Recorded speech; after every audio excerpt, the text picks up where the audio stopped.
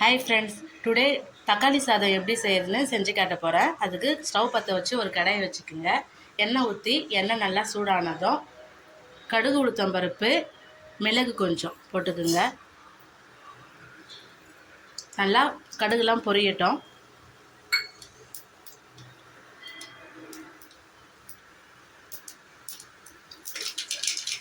கடுகுலாம் பொரிஞ்சதும் பூண்டு உரிச்சு வச்சுருக்கேன், அதை சேர்த்துக்குங்க.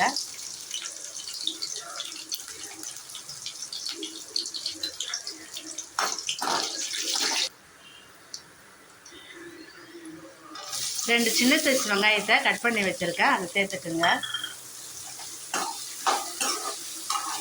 சாப்பாடு வடித்து தக்காளி சட்னி செஞ்சு செய்ய போகிறேன். சாப்பாட்டு ஆல்ரெடி உப்பு போட்டிருக்கேன், அதனால் கொஞ்சமாக உப்பு போட்டுக்குங்க. சால்ட்டு தான் சேர்த்துருக்கேன். வெங்காயம் ஒரு 50% வெந்ததும் வதங்கினதும் 2 பச்சை மிளகாய் போட்டுக்குங்க. கொஞ்சம் கருவேப்பிலை நல்லா வதக்கிக்கலாம். வெங்காயம் நல்லா வதங்கிடுச்சு. ஒரு 3 தக்காளியை கட் பண்ணி வச்சுருக்கேன், அதையும் சேர்த்துக்குங்க.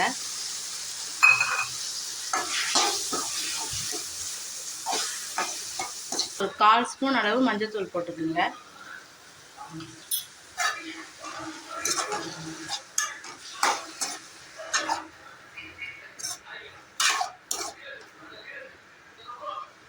கொஞ்ச நேரம் மூடி போட்டு மூடி வச்சுக்கலாம்.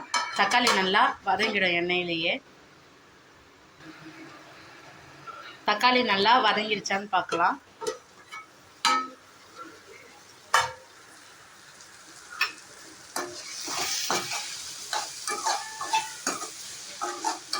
தக்காளி நல்லா வெந்து மசிஞ்சிடுச்சு.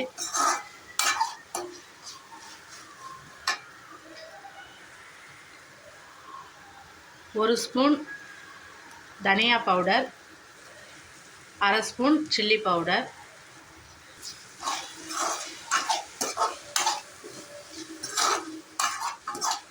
நல்லா மிக்ஸ் பண்ணிக்கோங்க.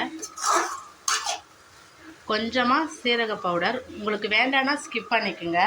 நான் எல்லாத்துலேயுமே மிக்ஸ் பண்ணுவேன், அது நல்லாயிருக்கும். டேஸ்ட்டு ஸ்மெல்லும் நல்லாயிருக்கும்.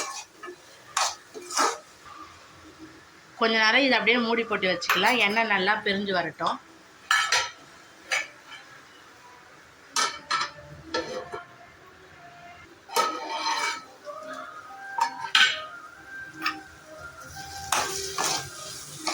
மசாலாலாம் நல்லா எண்ணெயில் வதங்கிடுச்சு. வடித்து வச்ச சாப்பாடை இதில் நல்லா மிக்ஸ் பண்ணிக்கலாம்.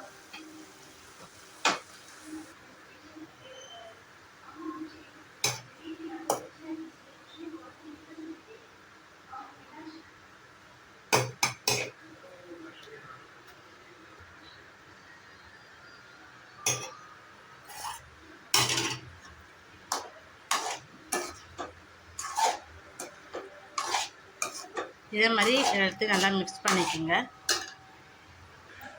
சூப்பரான தக்காளி சாதம் ரெடி ஆயிடுச்சு. கொஞ்சமாக கொத்தமல்லி போட்டுக்குங்க. சூப்பரான தக்காளி சாதம் கருணக்கிழங்கு வறுவல் ரெடி ஆயிடுச்சு. நீங்களும் இதே மாதிரி செஞ்சு சாப்பிடுங்க. காம்பினேஷன் சூப்பராக இருக்கும். அருள் குக்கிங் சேனலை லைக் பண்ணுங்கள், ஷேர் பண்ணுங்கள், சப்ஸ்கிரைப் பண்ணுங்கள். தேங்க்யூ ஃபார் வாட்சிங்.